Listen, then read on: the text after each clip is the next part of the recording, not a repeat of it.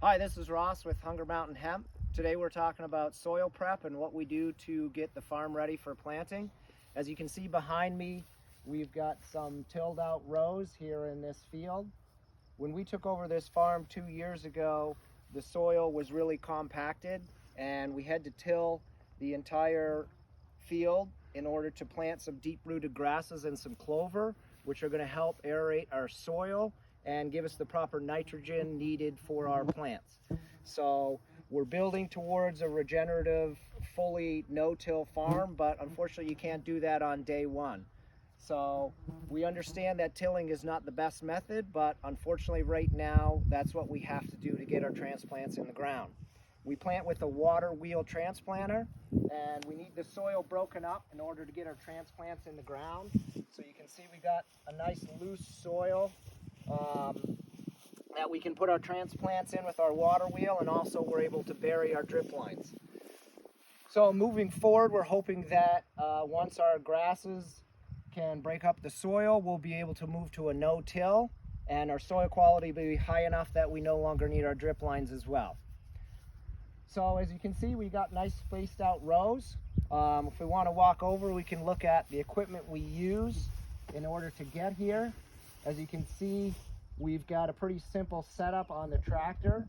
We didn't want to spend a lot of money on a coulter wheel that spaces for you, trying to be as regenerative as possible and reuse the stuff that we have on the farm. Take a look at what we did over here.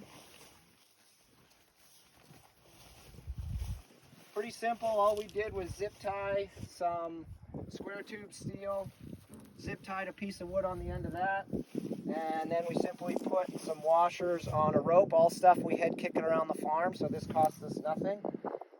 And when we're tilling, we simply just drag this in the outside of our previously tilled row, and that gives us our perfect spacing for our next row. And you can see these rows are nice and evenly spaced the whole way down the field.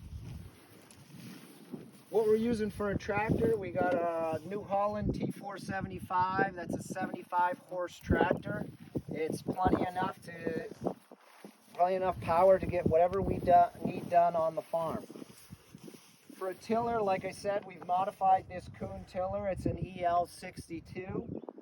When we bought this thing, like I said, we had to till the whole field, but now we're slowly moving in and tilling just a short 26-inch path, which allows the grasses and all the organic matter that we planted with our cover crop to continue to break up this soil and work towards that no-till that we talked about earlier. Come on down underneath and we'll show you what we did here.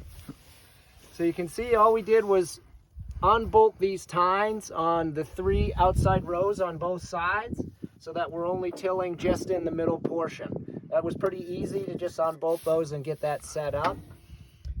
When we're running this tractor, we like to keep the door open on the back, and what that does is it allows the soil to come right back out in the row to chuck right behind where we've tilled. If the door's down, the dirt's going to slam into the door and spread wide, and we're going to be basically digging a trench. So this way, again, we can contain all the soil in a small portion of the field and allow the rest of the field time to regenerate and build our soil quality over the years. So I'm going to get on and we're going to show you how this thing works.